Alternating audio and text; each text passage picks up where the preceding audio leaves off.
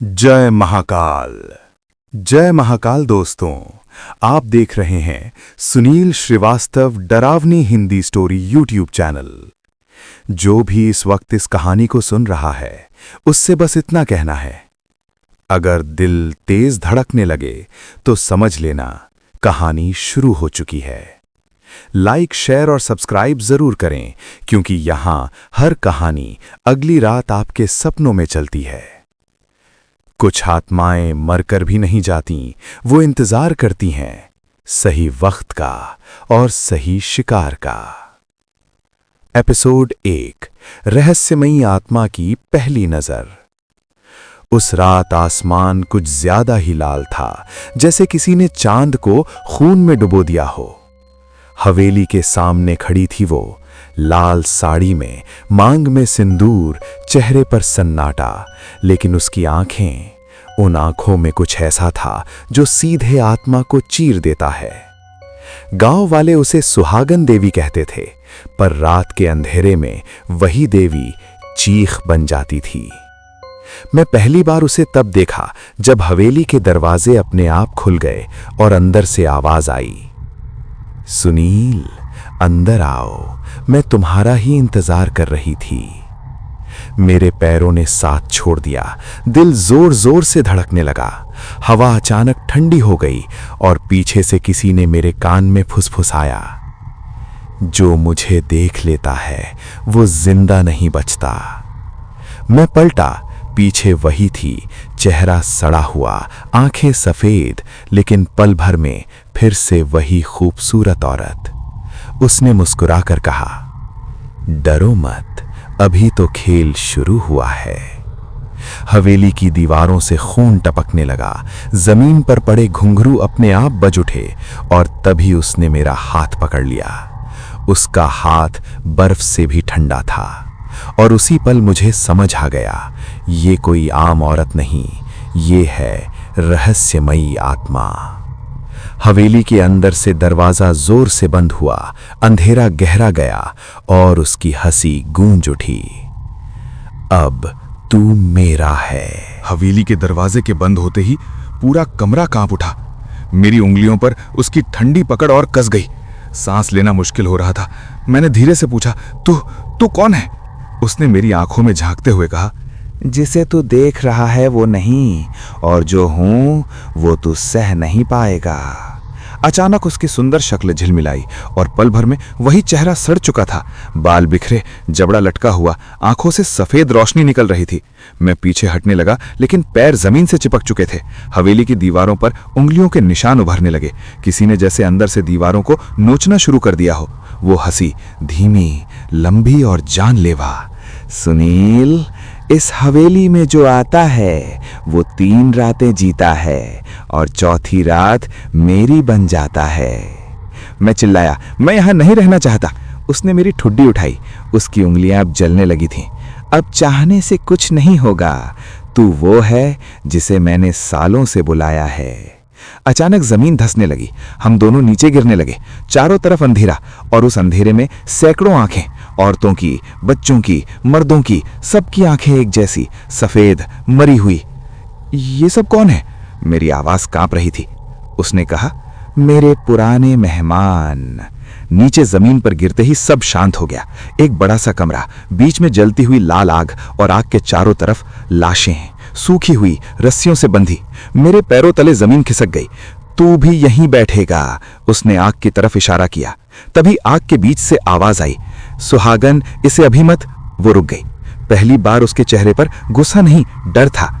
वो जाग गया है, उसने बुदबुदाया। मैंने देखा, आग के अंदर एक साया हिल रहा था। अचानक पूरी हवेली में घंटियां बज उठीं, दीवारों पर टंगे सारे शीशे टूट गए और उस साये ने मेरा नाम लिया, सुनील। उसने मेरा हाथ छोड़ा और पीछे हट गई। उसकी आवाज बदली हुई थी, अगर वो बाहर आ गया तो न तू बचेगा न मैं। और तभी आग की लपटें आसमान तक उठ गईं। आग की लपटें जैसे जिंदा हो चुकी थीं। कमरे की छत तक आग उठ रही थी और उस आग के बीच से वो साया धीरे धीरे बाहर निकलने लगा। मैं पीछे हटने लगा, लेकिन जमीन फिर से जकड़ चुकी थी। वो साया अब साफ दिख रहा था, पूरा शरीर जला हुआ, हड्डियां बाहर, आंखों की जगह सिर्फ काला गड्ढा। उसने एक कदम आगे बढ़ाया और पूरा कमरा ठंडा पड़ गया। सुहागन आत्मा चीखी, मत आ, अभी नहीं। पहली बार उसकी आवाज में डर था। वो जो अब तक मुझे खिलौने की तरह देख रही थी, अब खुद कांप रही थी। साया बोला, तूने वादा तोड़ा है।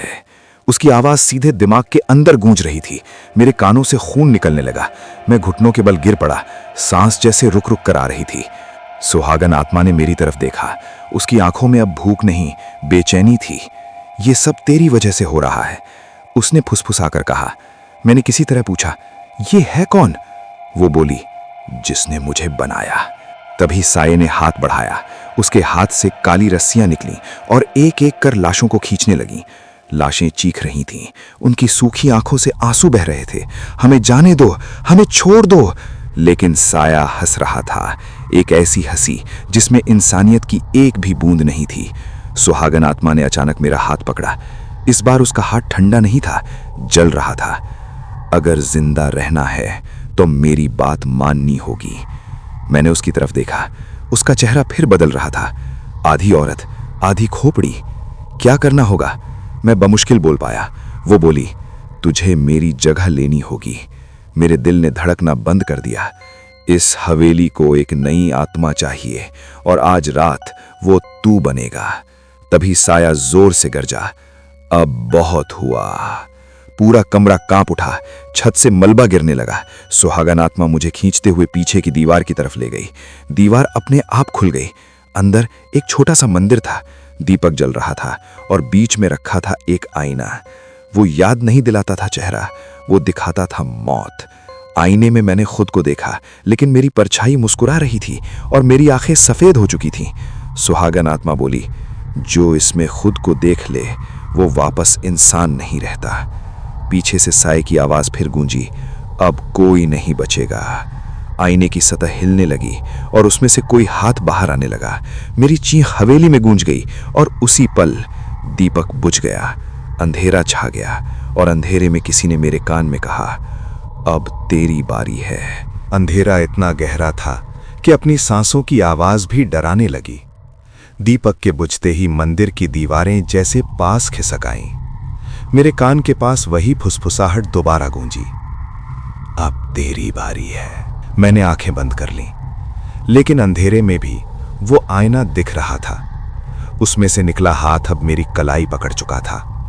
उस हाथ की उंगलियां इंसान की नहीं थीं, हड्डियों जैसी ठंडी और नुकीली। मैंने पूरी ताकत से हाथ छुड़ाने की कोशिश की, लेकिन जितना खींचता उतना ही वो हाथ अंदर खींचने लगता। सुहागन आत्मा की आवाज आई, देख मत, अगर देख लिया तो खत्म। लेकिन अब देर हो चुकी थी। मैंने आईने में झांक लिया।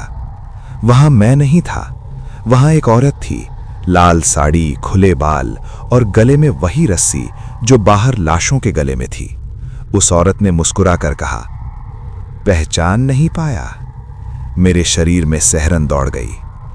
मैं ही हूं तेरा आने वाला कल। आईने से निकलता हाथ अब मेरा पूरा बाजू खींच रहा था।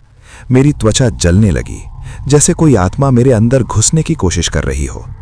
तभी जोर की घंटी बजी। पूरा मंदिर कांप उठा।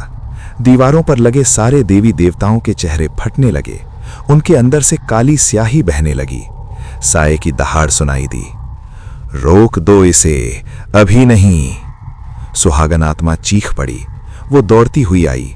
उसने मेरे सीने पर हाथ रखा। पहली बार उसका स्पर्श ठंडा नहीं, दर्द भरा था। तू नहीं समझता, अगर तू इसमें चला गया तो ये हवेली आजाद हो जाएगी।